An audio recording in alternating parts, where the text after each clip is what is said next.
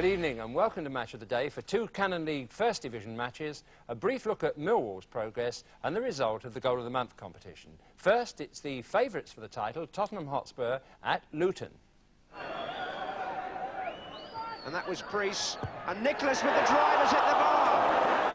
Then the holders of the title, Liverpool, at up and keep on coming, Sheff Wednesday. Nickel. Miles didn't clear when he should have. Davies. And a flash of action from Cold Blow Lane, home of Millwall, stylish these days and looking for a second division place. England striker Tony Woodcock walked out of Arsenal half an hour before today's 2-1 win over Coventry after being told that he was dropped from the team, along with Charlie Nicholas, who was relegated to sub. Manager Don Howe said tonight they've not been consistent enough. Woodcock was disappointed, but now we'll see what he's made of. Everton lead the championship race by 4 clear points, but Southampton's 4-0 win at Queen's Park Rangers was perhaps the best result of the day. Well, let's start the action at Luton. Heavy spenders recently in an effort to stay in Division 1, while visitors Tottenham Hotspur have never been frightened to loosen the purse strings in an effort to win it. Your commentator is John Motson. Peter Nicholas makes his first appearance for Luton, who believe he could be the ball winner they've needed in midfield since the departure of Brian Horton. The arrival of Nicholas from Crystal Palace means Luton have spent over £500,000 on new players in the last 2 months. He joins Steve Foster, Mick Harford and David Priest in a rebuilt side which sees the return today of the exciting Mecca Nwajobi, giving us 2 Nigerian wingers on the field, because John Chidozie, who is in their World Cup squad, fills a similar position on the right for Spurs. Well, they have Gary Stevens in the back 4 in place of the injured Paul Miller, and that switch means Gary Mabbott starts the match in midfield alongside Glenn Hoddle, who has recovered from the kick in the kidneys he received at Liverpool last Sunday. Referee this afternoon is Neil Midgley from Salford, who was in charge of the Wimbledon Cup tie in midweek.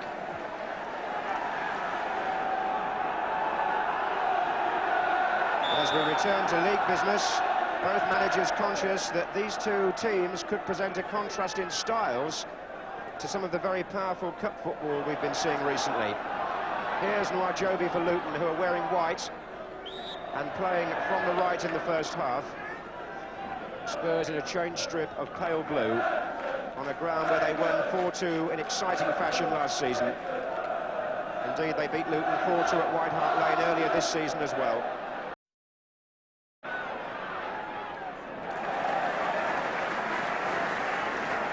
Donaghy with the tackle.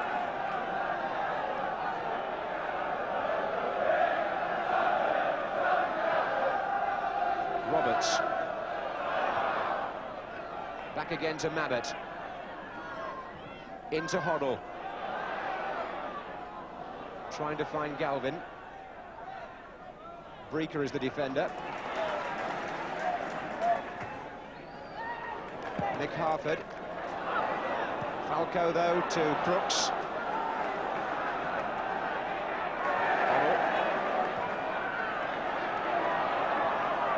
Ricky Hill.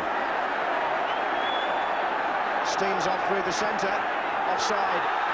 He's offside. It won't count. Now, an interesting point about that. It might have been Steen, but it might have been Harford who the linesman flagged against. Because when Ricky Hill played the through ball, the 2 men ahead of him were just fringing the Tottenham defence, and one or other was flagged offside. Steen put the ball in the net to no avail.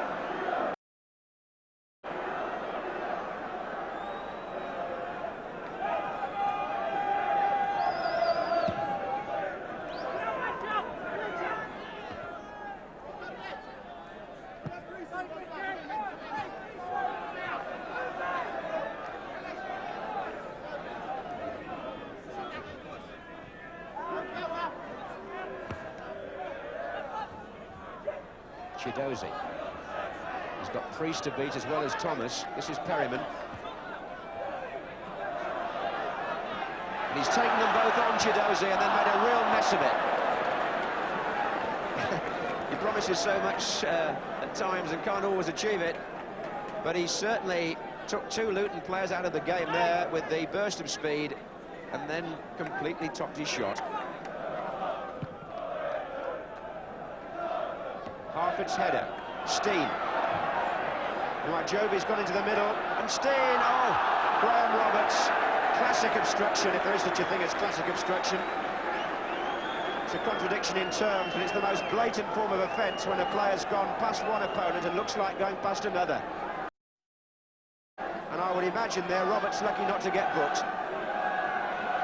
Steen and Priest around the ball.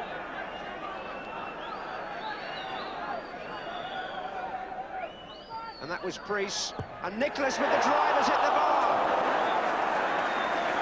What a start it would have been in his debut match for Luton, for Peter Nicholas. The free kick pushed square, and he hammered it. It beat Clements, crashed against the crossbar. But the corner suggests that it got a touch.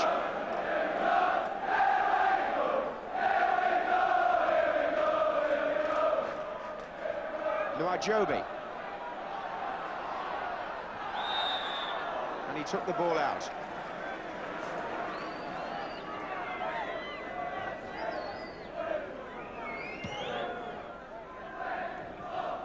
Off Foster's head, and Donaghy saved the day there as Crooks closed in.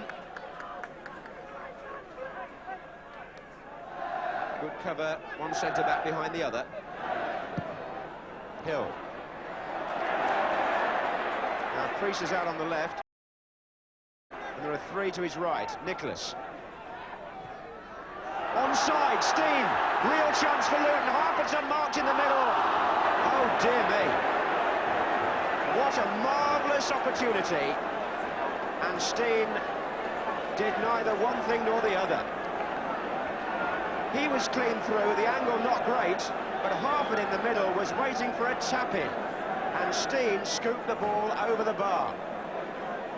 Will Luton have a better chance than that of taking the lead against the side pushing for the championship?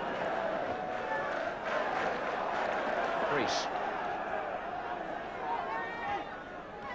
Harford. Nicholas. Priest now with four players waiting in the centre for the cross. Mickey Hill. Not quite the power there to beat Clements. But it was a good break by David Priest. And Luton have had the better of the first half, there's no doubt about that.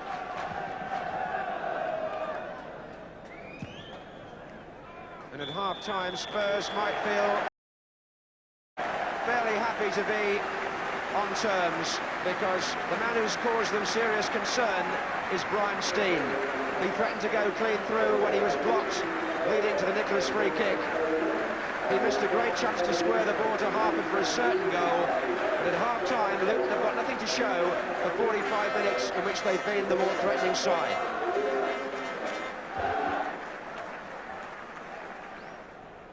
Luton fans with a sense of humour welcoming their new signing Peter Nicholas to Kenilworth Road and comparing him to Charlie of Arsenal. And behind the goal here, the Tottenham supporters again swelling the Kenilworth Road crowd towards the season's best for the third year in succession. Spurs with this fine away record in the Championship this season, 7 wins and 2 draws in 13 matches on opposing grounds. And they haven't lost to Luton since their opponents returned to the First Division. This is the 6th meeting in that period.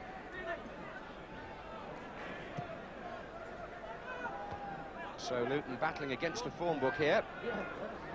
Here's Priest to Harford, Nicholas.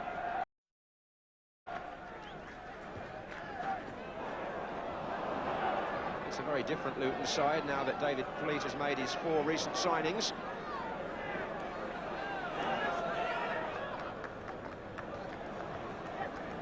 Hoddle. Hill. Needs support here. Foul by Motson.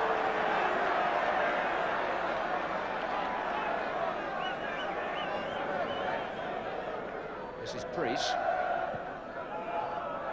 And Foster's in there. Harford is trying to readjust his position. Joby and Steen! Brian And Steen gets the goal.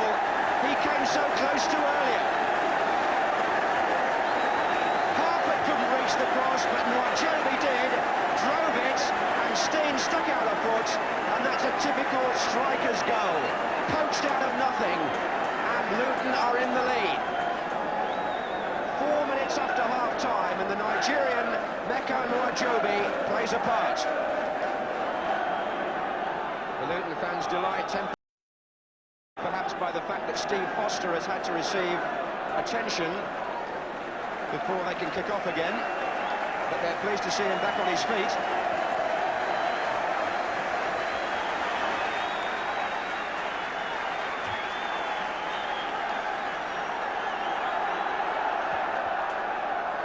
And Spurs can't really complain about being behind.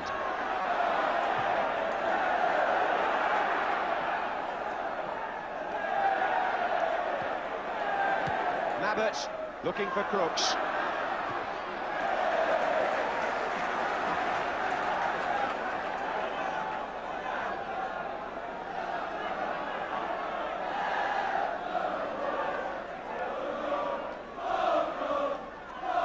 Falco causing Foster's a back pedal. This is Steen. Nwajobi.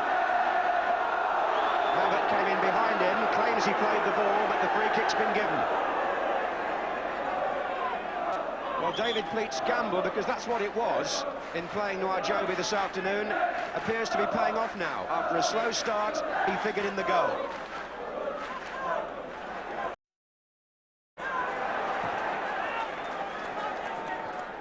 Good touch by Mick Harper. Nwajobi. And he's gone past Roberts, and he's gone past Houghton, and he's hit the side netting.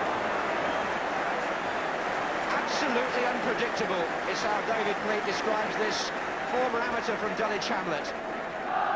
Maybe the Luton forwards would have appreciated a cross at the end, but he was on a high when he'd gone past two of them and tried the shot instead.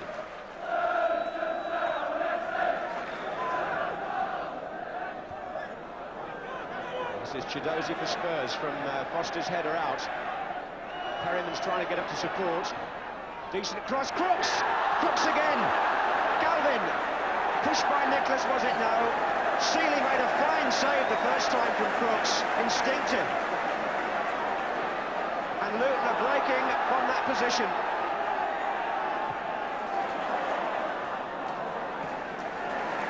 Well, you'd have backed Garth Crooks there at point-blank range. 15 goals in 20 games this season. It was an invitation for him to equalise. But Seeley, who's playing his 11th consecutive game this afternoon after coming in for Dibble when he was injured, is beginning to look like his old self in goal, and that could prove a crucial save for Luton. Peter Shreeves decides the time is right to make a switch, and Mick Hazard is coming on in Chidozie's place. And there's going to be a Luton substitution now, and the applause will be for the man coming off, who is David Priest. He's been replaced by Ray Daniel.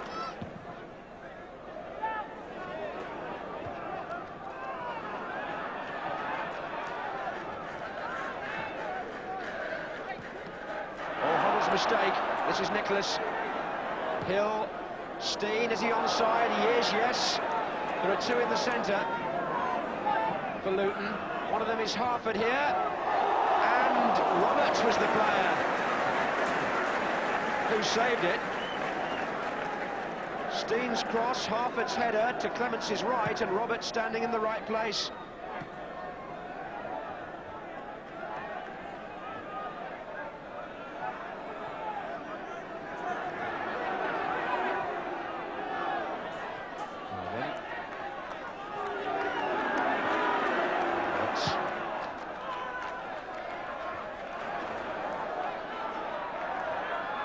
Hoddle. Turned in nicely for Crooks. Oh, Seeley saved it with his left foot. That's twice he's thwarted Crooks in this second half.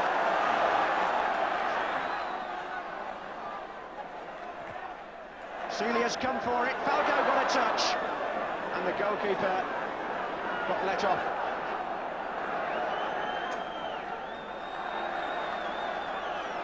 Spurs have the corner.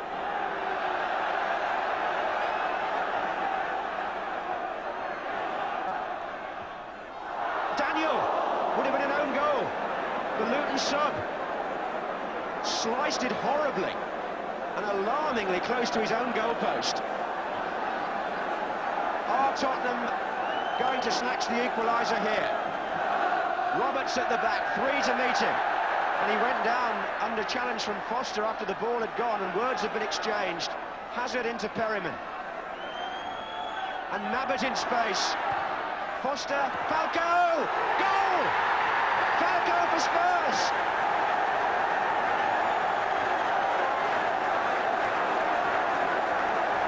Well, we talked about a striker's goal from Steen.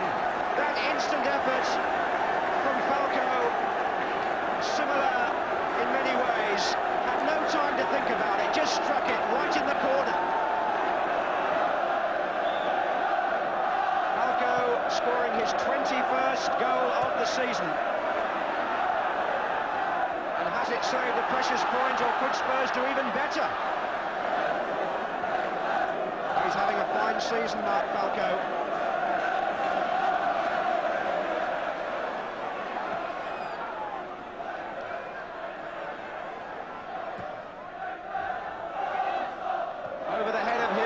Steen for Luton.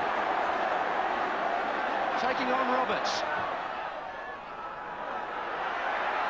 Nuajobi! It's there! The referee has pointed to the centre and the shot went in. Nuajobi may have won the match for Luton in quite spectacular style. Steen made the running down the right, but when the ball ran loose in the centre, Nuajobi saw his chance, and that hit the back stanchion and came out so fast, the fans had to look twice to make sure it was a goal. But it is, and Luton are back in front, and the Nigerian who made the first goal has scored the second, and relegation-haunted Luton may have got the 3 points after all. Away by Roberts, and Spurs, having got a reprieve, are right back in the dock. Thanks to Nuajobi. Well, what a last 5 or 6 minutes we've had here, and it's not over yet. Tottenham pile forward again, looking for the second equaliser.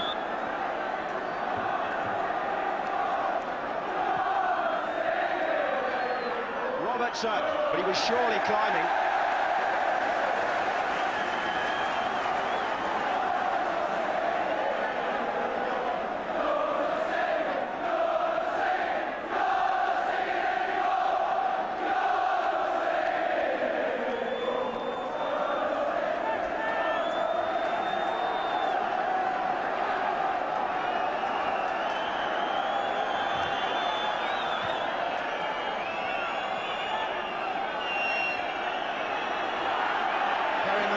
Steen.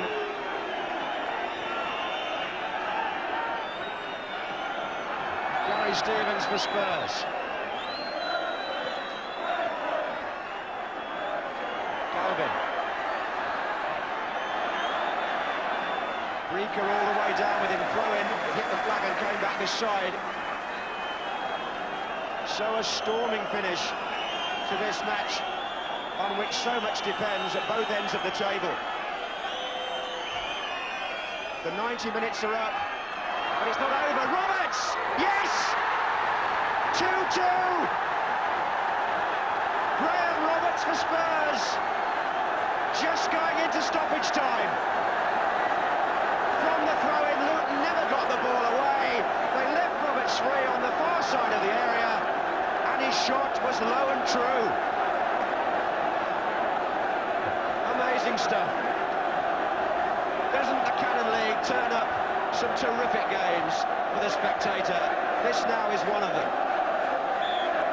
3 goals in the last 5 minutes.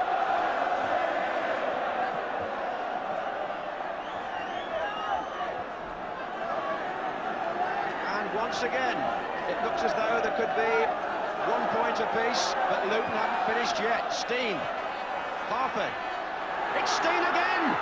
Oh, he could have won it! Good sportsmanship by Brian Steen, because Roberts' challenge actually put him off as he was about to shoot. But there's a look of bewilderment on the faces of the players, never mind the crowd. So much has happened in the last 5 minutes.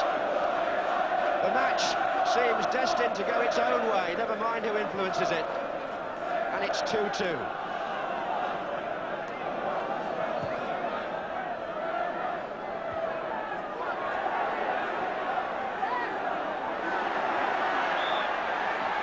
And it ends 2-2. When with just 5 minutes to go, Luton led 1-0.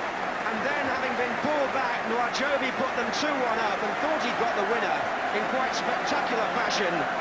Who else but Graham Roberts, one of the great characters of the Tottenham team, who never ever gives up, could have come back again to save a point for his side, which could prove so valuable in the championship chase. But for the uncommitted, a rousing afternoon at Kenilworth Road, and in a way we half expected it, because when Luton meets Spurs, there's a style and quality and excitement about the match that guarantees entertainment, and that's certainly what we got. Well, there's no doubt that John Motson enjoyed himself tremendously this afternoon, although both teams might be cursing themselves for allowing maximum points, sorely needed for different reasons, to slip away. Luton might have most to regret, and particularly a maker, Nwajobi, a most exciting player who thought he'd nailed Spurs twice. He's got pace and loves a dribble, picking up from the most useful head of Harford. He's refreshingly confident enough to take on 2 opponents, or more if necessary, expecting good things to happen, and when they did, had the strength and almost the style to round it off.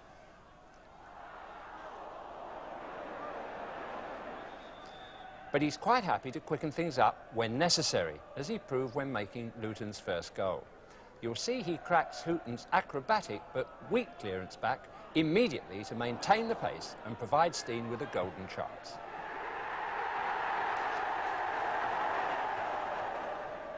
It was a first-time shot too that gave Luton the lead near the end. As Daniel prods the ball forward, searching for a space to shoot, he pounces, alert and accurate, rattling the ball home without waiting for Daniel's permission. Well, next it's Sheffield Wednesday and Liverpool, and first my thanks to Wednesday and Chelsea too for providing one of the most exciting matches I've seen for years last Wednesday evening. Not easy to follow it, except with the visit of the current champions Liverpool, attracting an enormous and enthusiastic crowd this afternoon. Among them, Barry Davies. Here's the man who last Wednesday kept his head when all about him were losing theirs. Mel Sterland saved his team's face from the penalty spot against Chelsea, and now an unchanged side can give answer to just how much almost losing from a position of 3-0 up has shaken their faith. The test couldn't be a better one, and neither could the atmosphere, for the biggest crowd of the season has been drawn to Hillsborough for the visit of the reigning champions. And the knowing in football still refuse to write off Liverpool's challenge, and indeed since Kevin McDonald was introduced into the team, they've won 4 games and drawn 1 in Cup and League. And there's just one change in their team compared with that which beat Spurs in the Cup last Sunday, the return of Mark Lawrenson at number 4 instead of Gary Gillespie. The referee is Jeff Bray from Hinckley.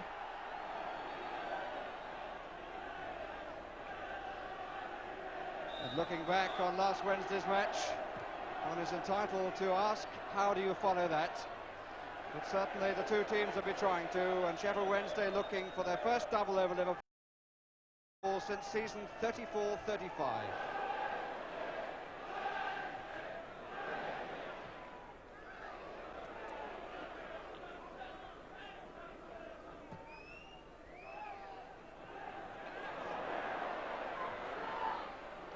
Neil.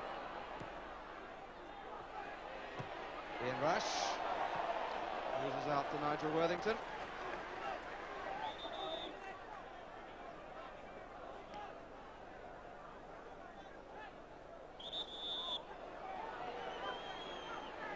Free kick given against Shirtliff.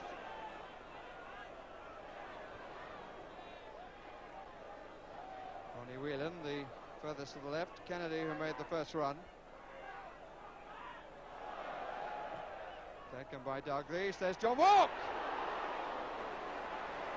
Well, I suppose one has to say a typical piece of play by John Walk. Well, the finish was not quite what he wanted, or indeed quite typical, but certainly got there unnoticed, it seemed.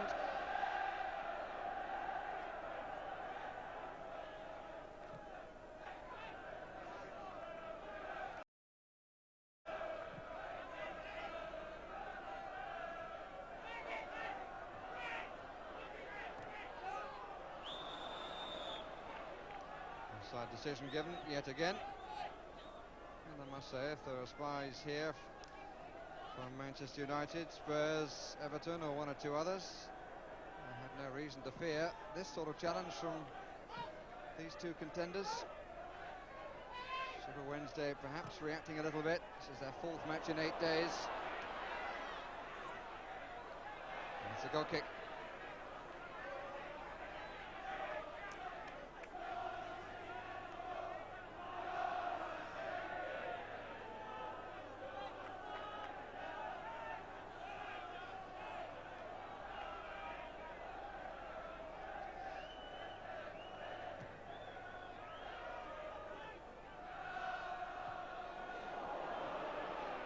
Got through. Davies to rush.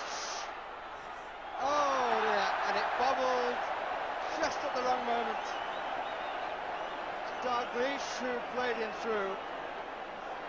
And really, the error was by Laurie Madden, but one would have backed Ian Rush to complete the movement.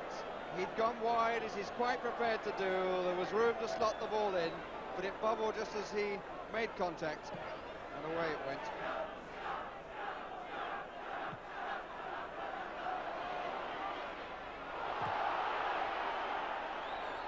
Wednesday throw.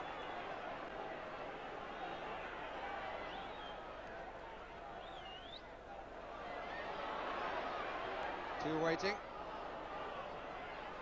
Didn't mean those two, I meant two Wednesday players who were in the area.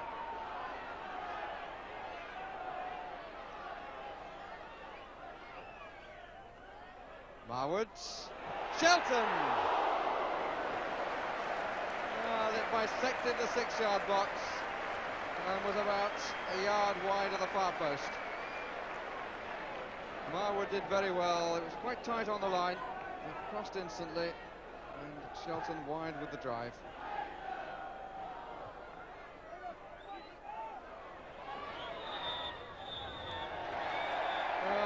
Two home games here have produced 14 goals. The last match against Chelsea in the Milk Cup, enough memories to last the season. I don't think the crowd will be too troubled in remembering what happened in that first half. Sheff Wednesday 0, Liverpool 0. Well, we're very much under the moon in this match so far, but it will be interesting to see what effect the strong wind now has on Sheff Wednesday. It's blowing from their backs as they attack the goal to our right. And here's Sterland.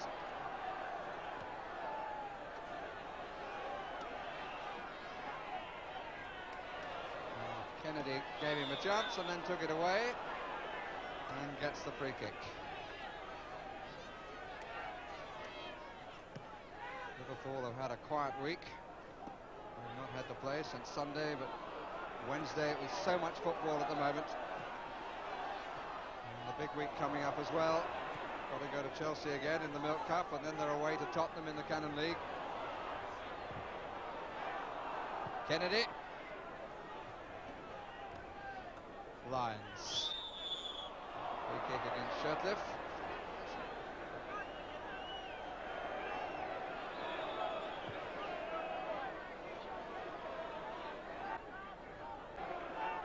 Chapman. Another chase, this time for Marwood and Hansen. Playing this way, Wednesday were on top last Wednesday. Toavola with the punch.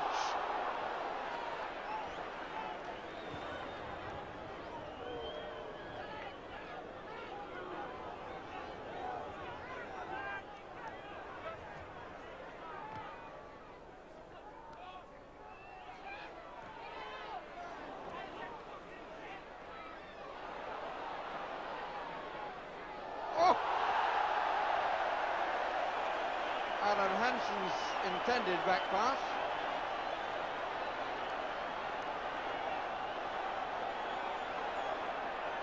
Say Alan Hansen's been having a fine season, but really has not looked comfortable on a number of occasions this afternoon. The same could be said of Lawrenson, although not quite as often. Don't like the windy conditions, Liverpool. Chapman's header, Marwood's goal!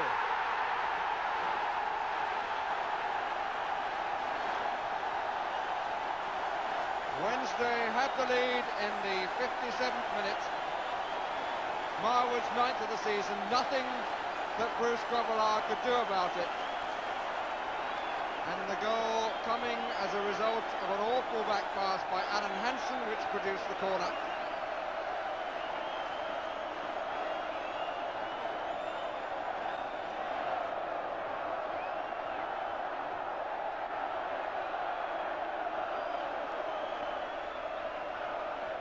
Hansen with reason to look dejected.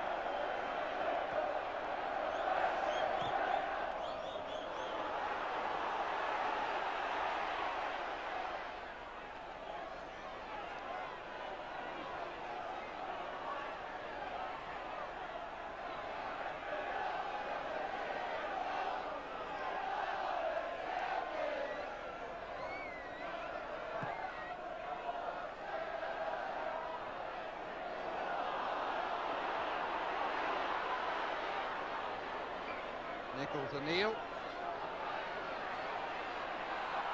More controlled attack, and Sheffield Wednesday not controlled in defence. Dalglish, John Walk. Didn't fall too kindly for him. But it was the best attack that we've seen from Liverpool. Much more concerted, controlled. And Sheffield Wednesday looking for the offside record out.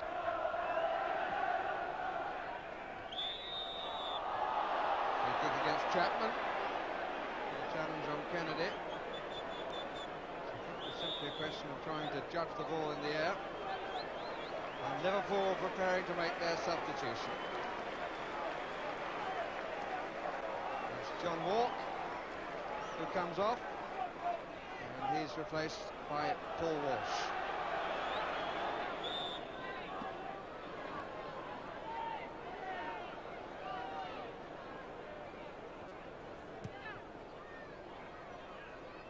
Gets into the action immediately with a good header.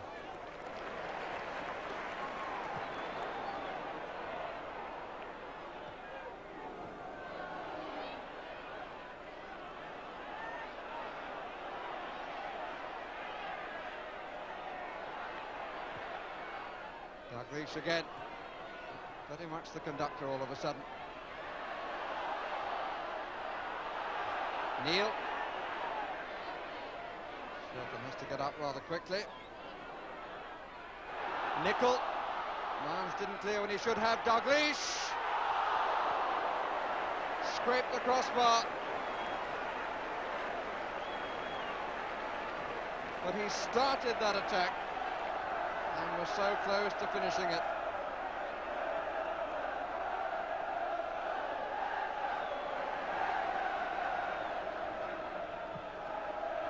More noise from Liverpool supporters now.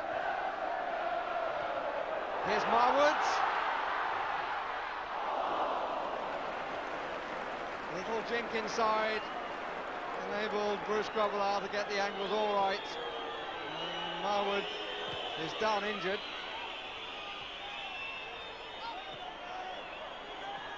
Blair. Rush. Offside. I'm not sure that it was against Nickel, I think against another player a little nearer us. Fair amount of tic-tacking going on from the Sheffield Wednesday bench. So the man whose goal divides the teams, Brian Marwood. As Gavin Oliver comes on with 7 minutes remaining. Marwood, the scorer, limps off, but he could well have done enough to decide the spoils here.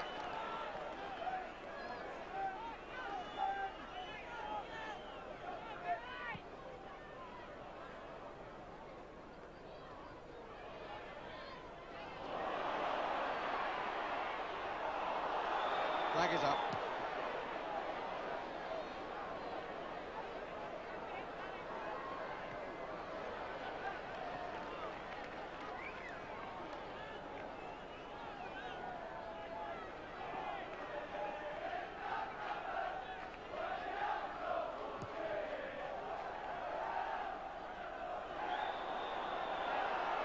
Clear push by Worthington.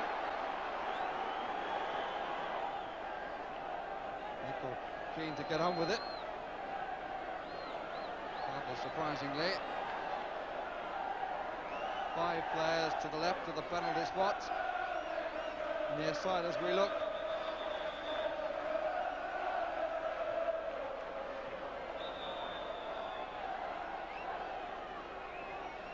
Davies to take. And Walsh didn't, but coming at the back in the 85th minute was Mark Lawrenson, and Liverpool have saved the day. Inquest going on among the Sheff Wednesday defenders as Liverpool supporters celebrate.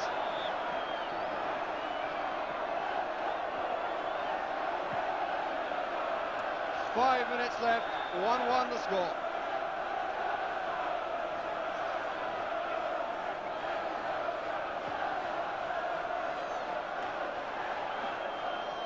And Mark Lawrenson's first goal in the league since November 1982 could prove so vital. Curiously, when he scored then, it was one of 5 against Everton, who's challenged Liverpool and now trying to resist, among others.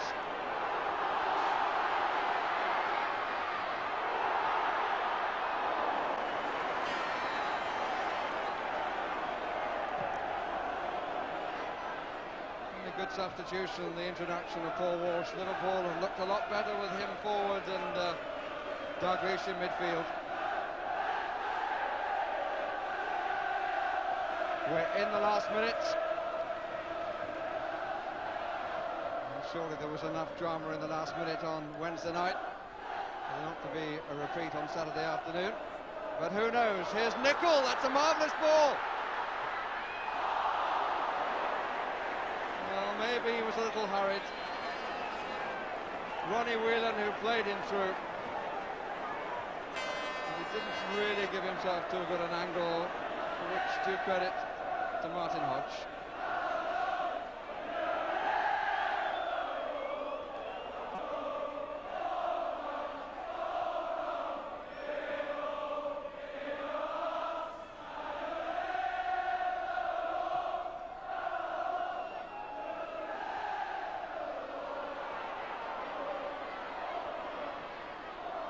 Rush.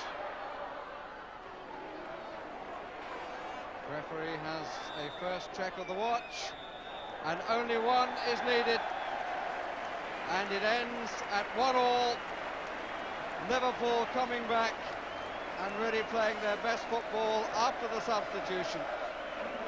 And a disappointing end, not for those supporters, but for the majority in a crowd of no fewer than 48,246. So more than 100,000 people have watched Sheffield Wednesday this week, but they thought they had the first double over Liverpool since 1934, but they were denied 5 minutes from time by Mark Lawrenson, his goal wiping out the earlier one by Brian Marwood. 1-1 the final score. Well, the pride at stake and a high wind prevented that from being a classic game. But there was enough incident and atmosphere to keep the crowd on its toes. And isn't it good to see those terraces so full again, with fans relishing Wednesday's success? And by the way, Brian Marwood's injury was a kick in the back, which has affected the sciatic nerve in one leg, and that makes him doubtful for the Milk Cup quarter-final replay against Chelsea at Stamford Bridge next Wednesday. Tony. Tony Woodcock's walkout from Arsenal after being dropped from the team that beat Coventry 2-1 today will require a Monday morning explanation to manager Don Howe. Ironically, Arsenal's goals were scored by Raphael Meade and Ian Allinson, the two players who replaced Woodcock and Charlie Nicholas, who was relegated to the role of last half-hour sub. Don Howe said the demotion of Woodcock and Nicholas had built up over a period of time and wasn't a reaction to last week's FA Cup defeat by York City. The England captain Brian Robson still hasn't ruled himself out of England's World Cup match in Northern Ireland at the end of the month. Robson resumes training on Monday after a dislocated shoulder and is aiming to be back in Manchester United's team for the game at Arsenal in 3 weeks' time. Well, back in the league today, Gary Stevens scored the first 2 Everton goals as they beat Watford 4-0 at Goodison to move 4 points clear of Tottenham at the top of Division 1. Gordon Strachan got both Manchester United goals as their 2-0 defeat of West Brom kept them in 3rd place. Sheffield Wednesday's draw with Liverpool dropped them below Arsenal and Southampton, who enjoyed a remarkable 4-0 win at Loftus Road, inflicting the biggest home defeat on Queen's Park Rangers since they installed that artificial pitch. Sunderland were the only winners today among the clubs at the bottom of Division 1 and now climb above neighbours Newcastle as a result of that 1-0 defeat of Stoke. Newcastle and Luton both drew. Oxford United are back on top of Division 2 after winning 1-0 at Carlisle, but only on goal difference, with 4 clubs sharing 49 points. This morning's leaders Blackburn drew 1-1 at Wimbledon. Manchester City and Birmingham both won away, but just look at the games in hand that Oxford have. Half a dozen clubs are still chasing the promotion places in Division 3, among them one from the less fashionable side of London, but a club with an unforgettable address. By name and reputation, Coldblow Lane Millwall is a football outpost overdue for the wind of change. A tight little ground, sandwiched by East End terraces that 2 years ago faced relegation to Division 4, with some of its supporters feared as the game's barbarians. Millwall needed a steadying hand, and it came under the managership of George Graham, who'd strolled through his own playing career at the citadels of Arsenal and Manchester United. With millionaire chairman Alan Thorne and talk of superstore redevelopment, George now has a Millwall team chasing promotion to Division 2, looking forward to Monday's 4th round FA Cup tie with Chelsea and aiming for a place in football's sunlight where he used to play. Armstrong to take the corner. It's a good header, it's there, Graham! I do miss the big time, the big grounds, and that's why on Monday evening when we go to Stamford Bridge again, it'll bring back a lot of memories. But I'll be more pleased for the players. My lads, you know, they're used to sort of playing at small grounds all over the country, and for them to go to Stamford Bridge and a great crowd with lots of atmosphere, I'll be more pleased for them really than myself. What exactly are you trying to do here? Well, really, I'm trying to revive Millwall because I think potentially, I think they're definitely a second division club. And my first priority is to get them out of this 3rd division. We've been here 2 years now, and after taking over, we were facing the 4th division, and now we're in the promotion hunt. We've slipped off late recently, but I think we're capable of going up if we can put a run together. So that if I can get in the 2nd division, and then we can look at the situation again. A legacy of misbehaviour by a few fans once made Millwall more famous for trouble than football. And unfortunately, the sad face of football in the 70s appears to be recurring again. And John Gow, the referee, talking to the police, and it may well be he'll have to do what Colin Seal did at Leeds and take the players off the pitch. Yes, I didn't really realise when I first came the bad reputation the club had throughout the country. And this is something I've been working hard on, both with the chairman and with the staff at the club. The players now are now getting a degree of discipline about themselves within the club. So now I want to take it onto the terraces.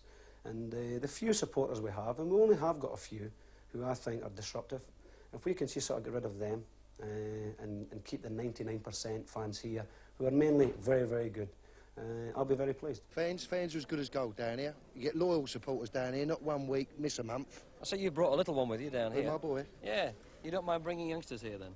He's good as gold, of course they're all right. There is only an image. I've been coming down here week after week for 37 years, and I can remember when there was a little bit of hooliganism, but it's not general. It's a good club. Hull City awarded Millwall this silver salver for having the best supporters in Division 3 last season. And a further sign of changing times is the new club outfits of blazers and slacks bought for £2,500 by a generous supporter. Millwall's home form overshadows some disappointing away results. And today's visitors to Coldblow Lane were Newport, who'd had a player sent off when Millwall opened the scoring early in the second half. Defender David Cusack getting the goal. Millwall have lost only 7 of 60 home games under Graham's management, and 15 minutes from the end, another free kick wrapped up a 2-0 win. Once again, the man on the end of it, David Cusack. That win keeps Millwall in the top 6, but now just 2 points behind the promotion places after Hull lost 4-2 at Reading and Gillingham were held to a 1-1 draw at home by Swansea. But the runaway leaders there are still Bradford City, who beat Orient 4-1 and are now 10 points clear. The clash of the top 2 teams in Division 4 saw Bury win 1-0 at Chesterfield to go 3 points clear. Blackpool move above Hereford into 3rd place after a goalless draw at Chester. The dividend forecast on the pools is fair, with telephone claims required for 24 points. The 10 score draws are numbered 4, 5, 9, 11, 19, 21, 29, 37, 46 and 49. The top 4 teams in the Scottish Premier Division all won today, with Aberdeen maintaining their 8-point lead over Celtic as a result of this victory at Dumbarton.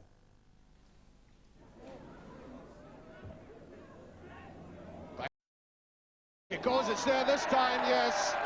Billy Stark.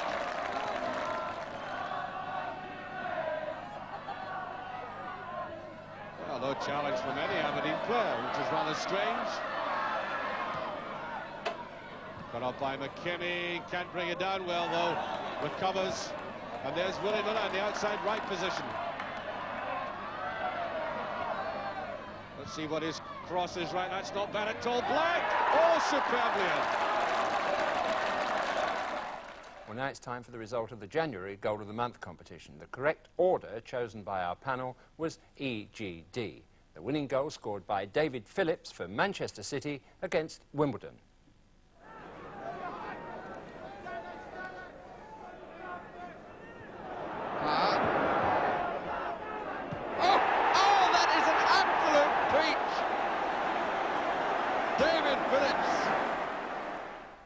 First correct postcard pulled out of the sack with the chosen order was sent in by Mr. Philip Jordan of Shirley near Solihull. And there's £100 of premium bonds on their way to you, Mr. Jordan. Well done.